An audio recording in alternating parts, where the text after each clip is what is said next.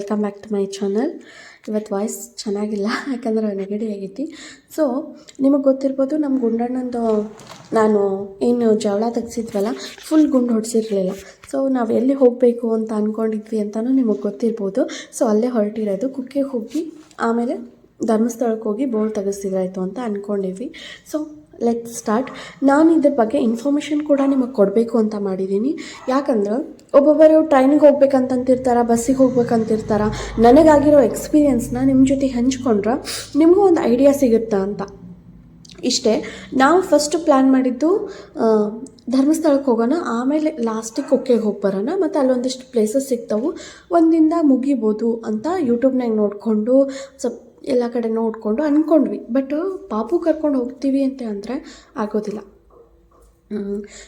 2 days ಆದರೂ ಬೇಕಾಗ್ತೈತಿ. ಒಂದೇ ದಿನದಾಗ ಎಲ್ಲನೂ ಮುಗಿಸ್ಕೊಂಬರ್ತೀವಿ ಅಂದರೆ ಆಗೋದಿಲ್ಲ. ಯಾರು ಪೇರ್ ಹೋಗ್ತಿರ್ತಾರೆ, ಇಲ್ಲ ಒಬ್ಬೊಬ್ಬರೇ ಹೋಗ್ತಿರ್ತಾರಲ್ಲ, ಅವ್ರಿಗೆ ಬೆಟರ್ 1 day ಒಳಗೆ ಎಲ್ಲನೂ ಕವರ್ ಮಾಡ್ಕೊಂಬರ್ಬೋದು. ಬಟ್ ದರ್ಶನ ಪಟ್ ಹಾಕಬೇಕು, ಭಾಳ ನಿಧಾನ ಅನ್ಸಂಗಿಲ್ಲ, ಬೇಗ ಹೋಗಬೇಕು ಬೇಗ ಬರಬೇಕು ಅನ್ನೋ ಹರಿಬರಿ ಒಳಗಿರ್ತೀವಿ. ಸೊ 1 day ನನಗೆ ಯಾಕೋ ಅಷ್ಟು ಕಂಫರ್ಟ್ ಅಂತ ಅನಿಸ್ಲಿಲ್ಲ. ಮತ್ತು ನಮ್ಮ ಗುಂಡಣ್ಣನ ಕರ್ಕೊಂಡು ಎಲ್ಲ ಕಡೆ ಹೋಗಬೇಕು ಅಂತ ಅನ್ನೋದು ಆಗಲಿಲ್ಲ. ಸೊ ನಾವು ಹೋಗಿದ್ದು 2 places ಅಷ್ಟೇ, ಒಂದು ಕುಕ್ಕೆ ಆ್ಯಂಡ್ ಧರ್ಮಸ್ಥಳ. ಬಿಕಾಸ್ ನಮ್ಗೆ ಟೈಮ್ ಇರಲಿಲ್ಲ, ಮತ್ತು ನಾವು ಅಂದ್ಕೊಂಡಿದ್ದ ಬೇಗ ಹೋಗೋಕೆ ಆಗ್ತಿರ್ಲಿಲ್ಲ. ನಮ್ಗೆ ಧರ್ಮಸ್ಥಳಕ್ಕೆ ಹೋದಾಗ ಗೊತ್ತಾಗೋದಿಲ್ಲ, ಬಟ್ ಅಲ್ಲಿ ಗಣಪಗಾದರೂ ಹೋಗಬೇಕು ಅಂತ ಅಂದ್ಕೊಂಡಿದ್ವಿ, ಬಟ್ ಅದು ಕೂಡ ಆಗಲಿಲ್ಲ. ಸೊ ನಾವು ಫಸ್ಟು ಹುಬ್ಬಳ್ಳಿಯಿಂದ ಬಿಟ್ಟಿರೋ ಟ್ರೈನ್ ಬಂದು ಫಸ್ಟು ಹೋಗೋದಕ್ಕೆ ಟ್ರೈನ್ಗೆ ಅಂತ ಅಂದ್ಕೊಂಡ್ವಿ. ನಾವು ಹೋಗಬೇಕು ಅಂದರೆ 1100 ಸಮಥಿಂಗ್ ಆಯಿತು ಒಬ್ಬರಿಗೆ, ಪರ್ ಪರ್ಸನ್ಗೆ. ಯಾಕಂದರೆ ನಮಗೆ ಫಸ್ಟಿಗೇನ ಬುಕ್ ಮಾಡ್ಕೊಂಡಿದ್ರೆ ಒಂದು 15 days ಅಥವಾ 1 monthದಿಂದನೂ ಬುಕ್ ಮಾಡಿಕೊಂಡ್ರು ಬೆಟರ್ ಅಂತ ನನಗೆ ಅನಿಸ್ತೈತಿ. ಇಲ್ಲ 15 daysಗಾದರೂ ನಾವು 15 days ಮೊದಲು ಬುಕ್ ಮಾಡ್ಕೊಳೋದು ಬೆಟರ್. ಇಲ್ಲಾಂದರೆ ಇಷ್ಟು ದುಡ್ಡು ಕೊಟ್ಟು ಹೋಗಬೇಕಾಗತ್ತೆ. 400 ಹೋಗೋ ಜಾಗದಲ್ಲಿ 1100 ಹೋಯಿತು. ಸೊ ಅದಕ್ಕೋಸ್ಕರ ನೀವು ಫಸ್ಟ ಪ್ಲ್ಯಾನ್ ಮಾಡ್ಕೊರಿ, ಎಷ್ಟು ದಿನ ಮತ್ತು ಹೆಂಗೆ ಹೋಗಬೇಕು, ಯಾವ ಥರ ಅಂತ. ನನಗೆ ಅನಿಸಿದ ಮಟ್ಟಿಗೆ ನಾವು ಬಸ್ಸಿಗೂ ಹೋದ್ವಿ ಮತ್ತು ಟ್ರೈನ್ಗೂ ಹೋದ್ವಿ. ಬೆಟರ್ ಟ್ರೈನ್ ಅನ್ನಿಸ್ತೈತಿ. ಬಸ್ಸಿಗೆ ಹೋಗ್ಬೋದು, ಬಟ್ ಭಾಳ ಒಂಥರ ಇದು ಆದಂಗೆ ಅನ್ನಿಸ್ತು. ಬೆಟರ್, ಅಷ್ಟೊಂದು ಇದೂ ಅಂತಲ್ಲ. ಸಿಗಲಿಲ್ಲ ಅಂದರೆ ಮತ್ತೆ ಏನೂ ಮಾಡೋಕ್ಕಾಗಲ್ಲ. ಸೊ ಅದಕ್ಕೋಸ್ಕರ ನಾವು ಫಸ್ಟ ಬುಕ್ ಮಾಡ್ಕೊಂಡಿದ್ದಿಲ್ಲ, ಹರಿಬರಿ ಒಳಗೆ ಹೋದ್ರಾಯ್ತು ಅಂತ ಅಂದ್ಕೊಂಡು ಏನದು ಹೋಗಬೇಕು ಅಂತ ಪ್ಲ್ಯಾನು ಕೂಡ ಇರಲಿಲ್ಲ, ಭಾಳ ಇಷ್ಟು ಬೇಗ ಹೋಗೋದು ಅಂತ. ಬಟ್ ಟೈಮ್ ಇತ್ತಲ್ಲ, ಹೋಗಿ ಬಂದ್ರಾಯ್ತು ಅಂತ ಅಂದ್ಕೊಂಡು ಹೊರಟ್ವಿ. ಬಟ್ ಭಾಳ ಇದಾಯಿತು, ಮಕ್ಕಳನ್ನ ಕರ್ಕೊಂಡು ಹೋಗ್ತಿರ್ತೇವಲ್ಲ, ಸೊ ಅದಕ್ಕೋಸ್ಕರ. ಹೆಂಗೋ ನಾವು ಈ ಕಡೆಯಿಂದ ಟ್ರೈನಿಗೆ ಹೋದ್ವಿ. ಹುಬ್ಬಳ್ಳಿಯಿಂದ ನಮ್ಗೆ 9:30 ಅಂದಿದ್ರು, ಬಟ್ 9:45 10 ಅಂದರೆ ಬಂತದು ಬಸ್ಸು, ಇದು ಟ್ರೈನು. ಮಂಗಳೂರಿಂದನೂ ವಿಜಯಪುರದಿಂದ ಏನೋ ಬಂತು. ಸೊ ಅಲ್ಲಿಂದ ಸ್ಟಾರ್ಟ್ ಆಯಿತು. ಮಂಗಳೂರಲ್ಲ, ವಿಜಯಪುರ ಟ್ರೈನ್ ಬಂತು. ಆ್ಯಂಡ್ ಅದು ಪ್ಲ್ಯಾಟ್ಫಾರ್ಮ್ ಬಂದು 6th ಪ್ಲ್ಯಾಟ್ಫಾರ್ಮ್ ಒಳಗಿತ್ತು, ಹುಬ್ಬಳ್ಳಿ ರೈಲ್ವೆ ಸ್ಟೇಷನ್. ಸೊ ಅಲ್ಲಿಂದ ನಾವು, ಮತ್ತು ಅದು ಗೊತ್ತಿರಲಿಲ್ಲ ನಮಗೆ ಭಾಳ ದೊಡ್ಡ ಪ್ಲ್ಯಾಟ್ಫಾರ್ಮ್ ಐತವು ಹುಬ್ಬಳ್ಳಿ ರೈಲ್ವೆ ಸ್ಟೇಷನ್ ಒಳಗೆ, ಭಾಳ ದೊಡ್ಡದು ಇದು, ಅದು ಹೆಸರು ಹೇಳುತ್ತೆ. ಸೊ ಹೋಗಿ ಮತ್ತು ಅಲ್ಲಿಂದ ಪರ್ ಪರ್ಸನ್ಗೆ 20 ರೂಪಿ ಆಯಿತು. 5 persons 100 ರೂಪಿ ಆ ಪ್ಲ್ಯಾಟ್ಫಾರ್ಮಿಗೆ ಬರೋಕೆ ತೊಗೊಂಡ್ರು. ನೆಕ್ಸ್ಟ್ ಬಂದು ನಾವು ಇಳಿದ್ವಿ ಈಗ ಕುಕ್ಕೆ ಅಂದರೆ ಕುಕ್ಕೆ ಸುಬ್ರಹ್ಮಣ್ಯ ಇದಕ್ಕೆ ತೊಗೊಂಬಂದು ನಿಲ್ಲಿಸಲ್ಲ ಅವರು, ಏನದು ದೇವಸ್ಥಾನಕ್ಕೆ. ಅಲ್ಲಿಂದ ಮತ್ತೆ ಒಂದು 13 ಕಿಲೋಮೀಟ್ರ್ನ ಐತಿ. ಬಟ್ ಅವರು ಒಂಥರ ನಮಗೆ 13 ಕಿಲೋಮೀಟ್ರ್, ನಮಗೆ 26 ಕಿಲೋಮೀಟ್ರ್ ಅಂತ. ಯಾಕಂದರೆ ಅಲ್ಲಿಂದ ವಾಪಸ್ ಬರೋಕ್ಕೆ ಸಿಗಲ್ಲ ಅಂತ ಅವ್ರಿಗೆ. ಸೊ ಅವರು ನಮಗೆ ಚಾರ್ಜ್ ಮಾಡೋದು. ನಾವು 500 ಕೊಟ್ವಿ. ನನಗನ್ನಿಸ್ತು ಅಲ್ಲಿ ಬಸ್ ಸೌಲಭ್ಯ ಐತಿ ಹಂಗೆ ಹಿಂಗೆ ಅಂತಾರೆ, ಬಟ್ ಏನು ಗೊತ್ತಾ, ಟೈಮಿಂಗ್ ಮೇನ್ ಆಗಿರುತ್ತೆ. ನಾವು ಬೇರೆ ಪ್ಲೇಸಿಗೆ ಹೋಗಿರ್ತೀವಿ ಅಂದ್ರೆ ಅಲ್ಲಿ ನೋಡೋ ಪ್ಲೇಸಸ್ಸು ಮತ್ತು ಇಲ್ಲಿ ದುಡ್ಡಿಗೆ ಶಾಣೆತನ ಮಾಡ್ಕೊತ ಕುಂತ್ರೆ ಆಗಲ್ಲ. ಒಂದು ಯಾಕಂದ್ರೆ ಅಲ್ಲಿ ಹೋಗಿರ್ತೀವಿ ಅಂದ್ರೆ ಅಲ್ಲಿಂದ ಎಂಜಾಯ್ ಕೂಡ ಮಾಡಬೇಕಾಗಿರುತ್ತೆ. ಸೊ ಟೈಮು ಕೂಡ ಭಾಳ ಇಂಪಾರ್ಟೆಂಟ್ ಆಗಿರ್ತೈತಿ.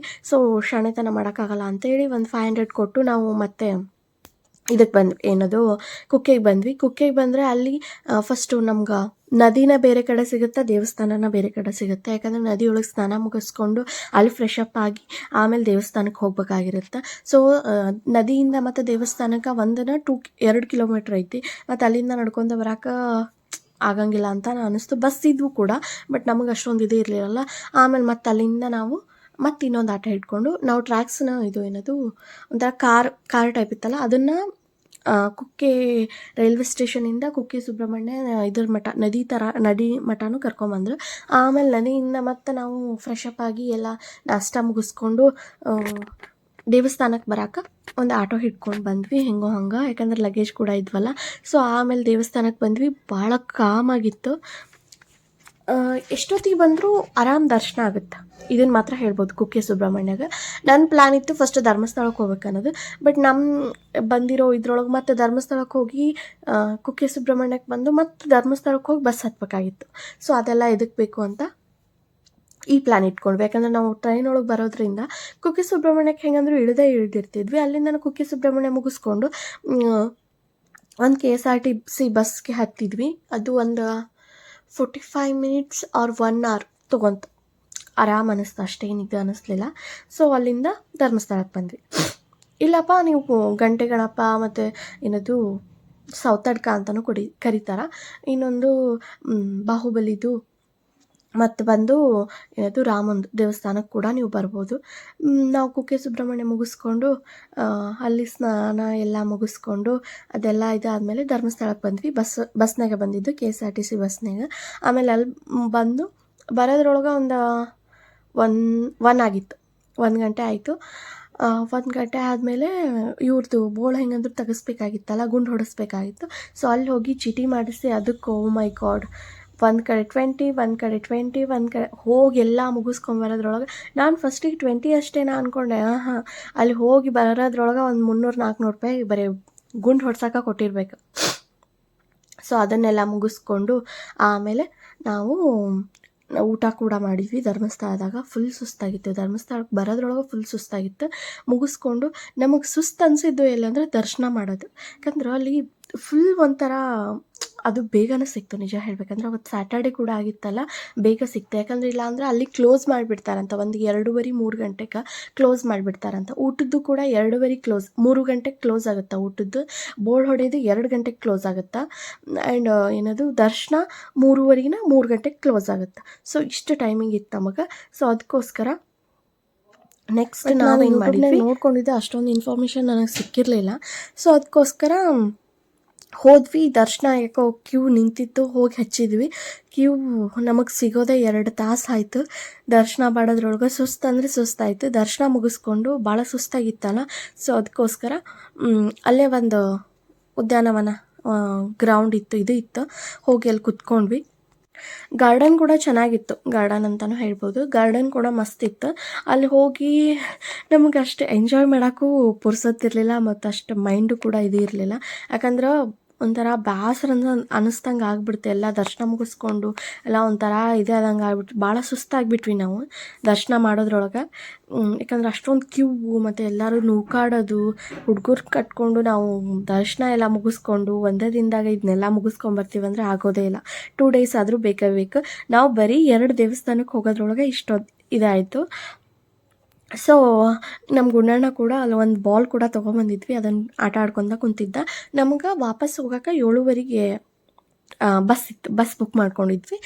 ಸೊ ಇದ್ರ ಬಸ್ಸು, ಈ ಟ್ರಾವೆಲ್ ಏಜೆನ್ಸಿದು ಬಸ್ ಇರ್ತಾವಲ್ಲ, AC ಬಸ್ಗಳು. ಸೊ ಅದನ್ನು ಬುಕ್ ಮಾಡ್ಕೊಂಡಿದ್ವಿ. ಅದು ಪರ್ ಪರ್ಸನ್ಗೆ 800. ಮತ್ತು ಅದು ಏನದು ಮಲ್ಕೊಂಡು ಹೋಗೋದು ಬೇರೆ, ಸೆಮಿ ಸ್ಲೀಪರು ಮತ್ತು ಸ್ಲೀಪರು. ಸೊ ಈ ಥರ ಇರ್ತಾವೆ, ಅದಕ್ಕೆ ತಕ್ಕಂಗೆ ಮನಿ ಏನದು ದುಡ್ಡಿರುತ್ತೆ.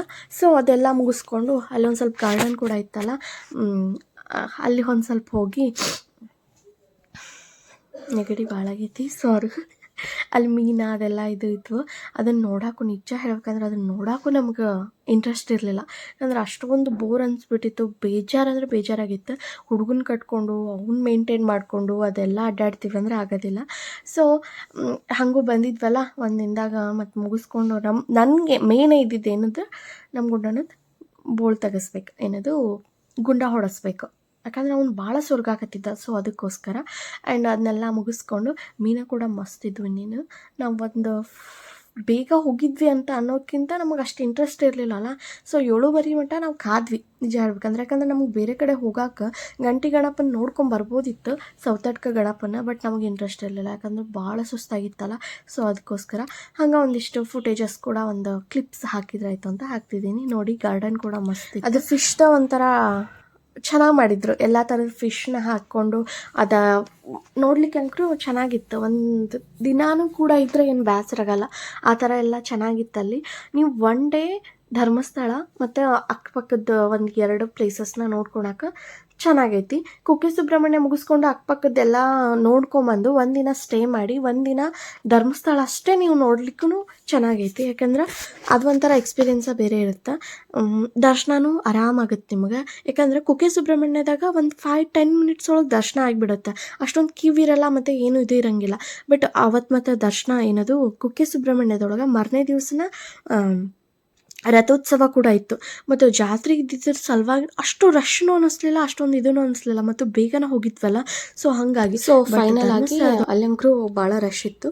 ಸೊ ಫೈನಲ್ ಆಗಿ ಹೇಳೋದು ಏನಂದ್ರೆ, ನೀವು ಪಾಪು ಕರ್ಕೊಂಡು ಹೋಗ್ತೀವಿ ಅಥವಾ ಸಣ್ಣ ಮಕ್ಕಳು ಯಾರು ಅದಾರ ಅಂದ್ರೆ ಒಂದು 2 ಡೇಸ್ ಪ್ಲ್ಯಾನ್ ಮಾಡಿ ಅಲ್ಲೇ ಸುತ್ತಮುತ್ತಲ ಇರೋವಂಥ ಇದನ್ನು ನೋಡ್ಕೊತಾ ಇರ್ಬೋದು.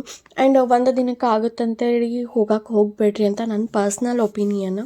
ಸೊ ಹಾಗಾಗಿ ಆ್ಯಂಡ್ ನೆಕ್ಸ್ಟು ಬಜೆಟ್ ವಿಷಯಕ್ಕೆ ಬಂದ್ರೆ, ನಾವು 5 ಮೆಂಬರ್ಸ್ ಹೋಗಿದ್ವಿ.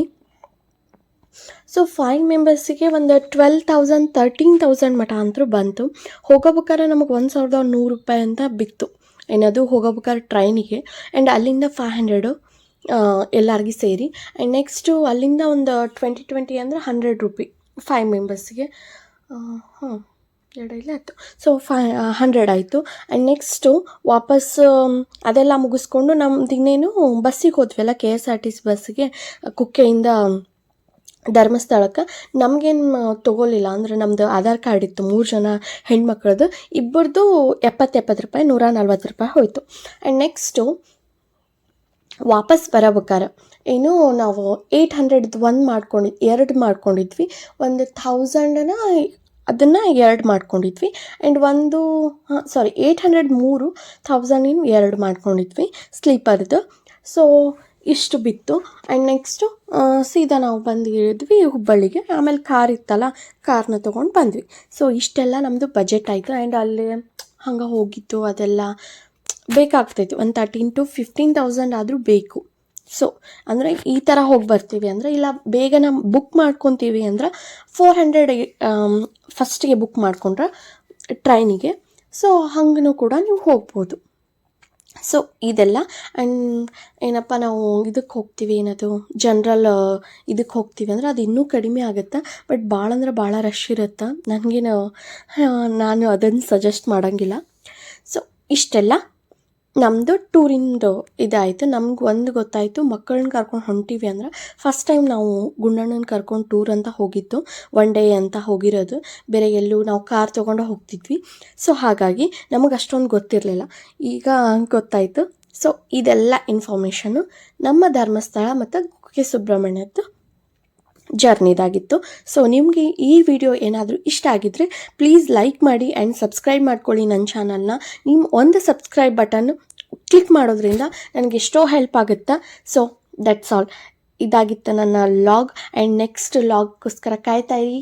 ನನ್ನ ಮುಂದಿನ ಲಾಗ್ ಆಗಿರುತ್ತೆ ನಮ್ಮದು ವೆಡ್ಡಿಂಗ್ ಅನ್ನಿಸರಿ ಇದೆ. ಅದನ್ನು ಸದ್ಯದಲ್ಲೇ ಅಪ್ಲೋಡ್ ಮಾಡ್ತೀನಿ. ಆ್ಯಂಡ್ ನಾನು ನಮ್ಮ ಯಜಮಾನ್ರು ನನಗೆ ಗಿಫ್ಟ್ ಕೂಡ ಕೊಟ್ಟರು. ಅದೇನು ಅನ್ನೋದನ್ನು ಕೂಡ ರಿವೀಲ್ ಮಾಡ್ತೀನಿ. ಭಾಳ ಅಂದ್ರೆ ಭಾಳ ಮಸ್ತ್ ಐತಿ. ನನಗೆ ಭಾಳ ಇಷ್ಟ ಆಗಿದ್ದು ಗಿಫ್ಟ್ ಅದು. ನಾನು ಭಾಳ ವರ್ಷದಿಂದ ತೊಗೋಬೇಕು ಅಂದ್ಕೊಂಡಿದ್ದೆ. ಬಟ್ ಏನೇನೋ